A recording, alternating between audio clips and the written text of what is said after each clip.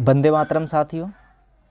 सबसे पहले हमारे अमर शहीद राजीव दीक्षित जी की 54वीं जयंती और 11वीं पुण्यतिथि पर उनको नमन। आई होप कि आप सभी लोग भी राजीव दीक्षित जी के जो भी दिए गए योगदान हैं उनके विचारों को ज़्यादा से ज़्यादा फैलाएंगे। हमारी भी कोशिश है कि बेशक हमारे बीच राजीव दीक्षित जी इस समय नहीं हैं, लेकिन उनकी जो धरोहर, उनके जो विचार हैं, उनका दिया हुआ ज्ञान है, उनको जन जन तक पहुंचाएं और लोगों में जागृति लाएं। दोस्तों, इस वीडियो में एक बहुत ही महत्वपूर्ण खुलासा करने वाले हैं, वह भी एविडेंस के साथ, क्योंकि अभी आपने देखा कि बताया जा रहा है कि इस ट्रेंडिंग बीमारी का अब तक का सबसे ख़तरनाक वेरिएंट ओमिक्रॉन आ चुका है। तो आखिरकार ये लोग अब क्या कह रहे हैं, ज़रा ध्यान सुनिए। पहली बात तो ये जो फिर से बनाया जा रहा है डर का माहौल, इसके पीछे का भी कारण समझेंगे। और ये कह क्या रहे हैं कि भी ये इसी हेडलाइन देख लीजिए, केवल एक न्यूज़पेपर की, पंजाब केसरी की है ये, और ये भी हाल ही की 29 नवंबर की है। नए वेरिएंट ओमिक्रॉन से बचने के लिए सैनिटाइजर से अधिक ज़रूरी है फेस मास्क। उसके अलावा जल्द लगवाएं बूस्टर डोज, यानी कि आपने टीका की पहली डोज और दूसरी डोज लगवा ली है तो तीसरी डोज भी लगवा लो भाई साहब। अब बहुत से लोग कह रहे थे नहीं 2 डोज लगाने के बाद फिर कुछ नहीं होगा, बस इतना ही है। लेकिन अब जैसा कि हम सब ने बहुत बार आपको वीडियोज़ में बताया था कि ये जो डोज़ों की कहानी है वो पहले या दूसरे पे तीसरे पे नहीं रुकने वाली है। तो तीसरी डोज यानी कि बूस्टर डोज के लिए अब देखिए प्रेरित किया जा रहा है, क्या कह करके कि देखिए ये जो है ना, ये सबसे ख़तरनाक वेरिएंट आ चुका है। और हर बार जब भी कोई वेरिएंट आता है उसको ख़तरनाक ही बताया जाता है पहले के मुकाबले।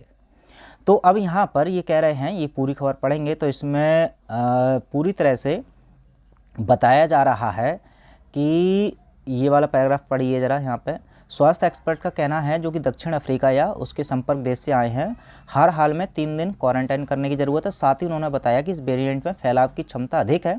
हालांकि जिन लोगों ने ये दोनों डोज लगवा ली हैं वे काफ़ी हद तक सुरक्षित हैं। यानी कि आप ज़रा ध्यान से पढ़िए। ये कह रहे हैं कि जिन लोगों ने टीका लगवा लिया है वो काफ़ी सुरक्षित हैं, यानी कि उनको ये जो बीमारी है वो नहीं हो रही है, ऐसा ये दावा कर रहे हैं। तो इसका मतलब क्या है कि अब हमको ये मान लेना चाहिए कि भाई साहब अच्छा हमको बचना है इस बीमारी से तो हम टीका लगवा लेते हैं, क्योंकि टीका लगवाने के बाद ये बीमारी या ये वाला वेरिएंट नहीं हो रहा है। लेकिन अभी ज़रा ये हाल ही की खबर है, ज़रा दिखा देते हैं अब आपको। अब ज़रा ये देखिए, ये भी न्यूज़, ये महाराष्ट्र की खबर है, तो यहाँ से भी कुछ आपको क्लियर हो जाएगा।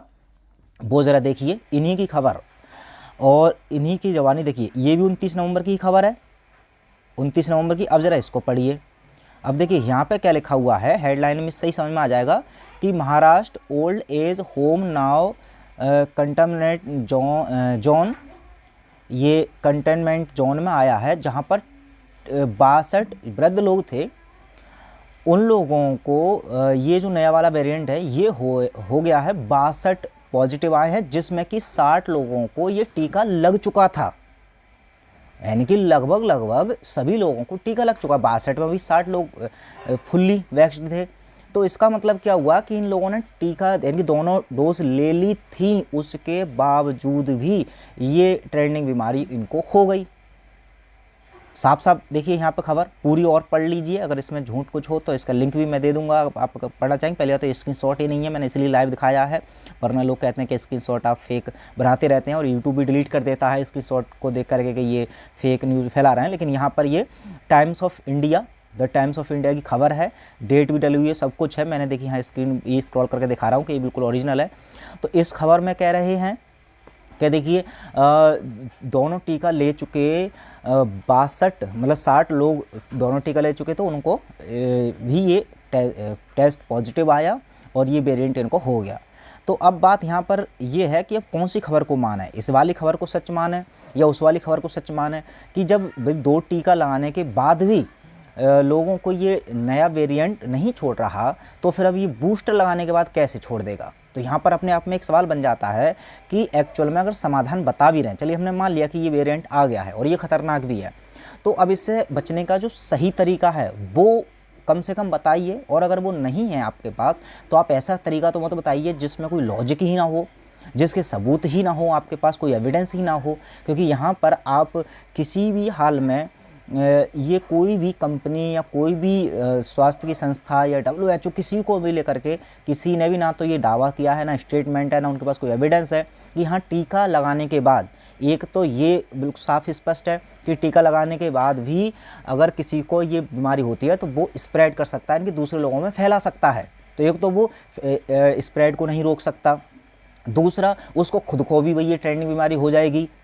तो अब ऐसे में चूँकि अब फैलने से ही नहीं रोक सकता, तो ऐसे में समाज में जिन लोगों ने टीका नहीं लिया है तो उनको हीन भावना से क्यों देखा जा रहा है कि ये टीका नहीं लगवाएंगे तो यही कैरियर बन जाएंगे, यही लोगों में फैला देंगे ये ट्रेंडिंग बीमारी। तो ऐसे में बहुत सारे ऐसे मिथ हैं जिन पर पर्दा हटना चाहिए, और मेरे ख्याल से शायद इस वीडियो के माध्यम से थोड़ा सा मैंने कोशिश की है। बाकी का आप खुद समझदार हैं, इस पर विचार कीजिएगा। कमेंट बॉक्स में ज़रूर बताइएगा कि आखिरकार ये भी जो ओमिक्रॉन है ये सच में ख़तरनाक वेरिएंट है, या फिर ये भी एक पैंतरा है लोगों को प्रेरित करने के लिए कि हाँ जिन लोगों ने टीका नहीं लिया है बच्चे कुछ वो भी ले लीजिए, क्योंकि अब एक और ख़तरनाक वेरिएंट आ चुका है।